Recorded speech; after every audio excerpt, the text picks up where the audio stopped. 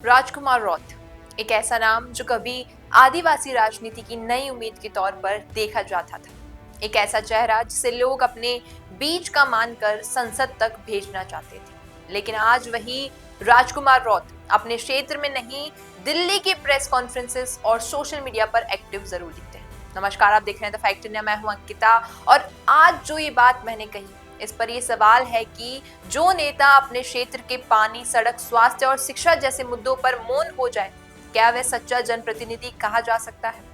बांसवाड़ा डूंगरपुर का आदिवासी क्षेत्र आज भी बुनियादी सुविधाओं के लिए तरस रहा है। सड़कों का हाल बेहाल है, स्कूलों में टीचर्स नहीं है, हॉस्टलों में कीड़े वाली दाल परोसी जा रही है और बेरोजगार युवा निराश होकर पलायन कर रहे हैं। लेकिन इन सबके बीच हमारे सांसद महोदय दिल्ली में प्रेस कॉन्फ्रेंसेस में मिल रहे हैं, टीवी चैनलों में डिबेट कर रहे हैं और खुद को आदिवासियों का मसीहा बताने में कहीं भी नहीं चूक रहे हैं। क्या ये असली जनप्रतिनिधित्व है?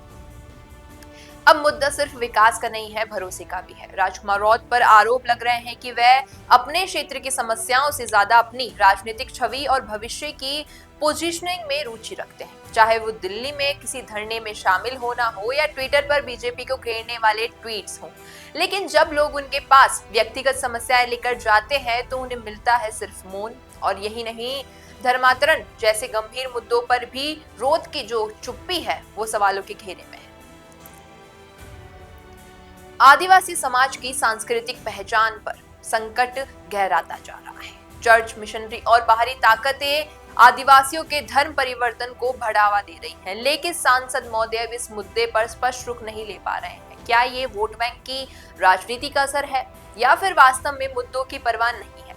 अब आइए बात करते हैं हाल ही में सामने आए सबसे बड़े सवाल पर। जी हाँ, जयकृष्ण पटेल का रिश्वत मामला। बाप पार्टी के ही विधायक को एसीबी ने घूस लेते रंगे हाथों पकड़ा है।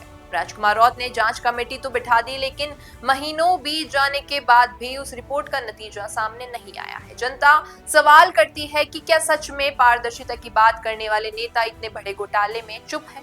क्या ये चुप्पी अपनों को बचाने की कोशिश है? राजनीति में विरोधियों को घेरना आसान होता है, लेकिन जब सवाल खुद की पार्टी और अपने विधायक पर उठे तो असली नेतृत्व वही साबित होता है। और शायद यही पर रौत की जो है चूक दिखाई देती है। क्षेत्र के लोगों का कहना है कि जब वे अपने सांसद से पानी, सड़क, राशन और कोई योजना संबंधित सवाल पूछते हैं तो उन्हें सिर्फ टालमटोल मिलता है। लेकिन अगर प्रेस कॉन्फ्रेंसेस हो, कैमरा ऑन हो तो वही सांसद अपनी पूरी ऊर्जा झोंक देते हैं। जनता कह रही है, रौत जी अब बाहरी राजनीति में इतना रम गए हैं कि उन्हें अपने ही क्षेत्र की जरूरतें याद नहीं रहती है। असल में आज का युवा, आदिवासी समाज वो सिर्फ बातें नहीं, एक्शन चाहता है। उन्हें ऐसा नेता नहीं चाहिए जो आंदोलन का नाम लेकर लोकप्रियता कमाए, बल्कि वो नेता चाहिए जो धरातल पर काम करे, योजनाएं लागू करवाए और क्षेत्र के हर नागरिक के सवाल का जवाब दे।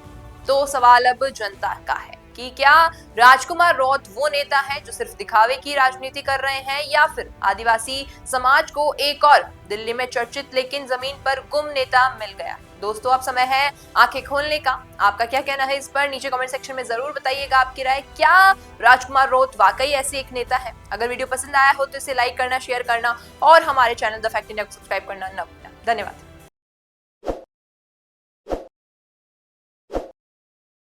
ताज़ा खबरों के लिए विजिट करें द फैक्ट इंडिया की वेबसाइट और डाउनलोड करें द फैक्ट इंडिया ऐप।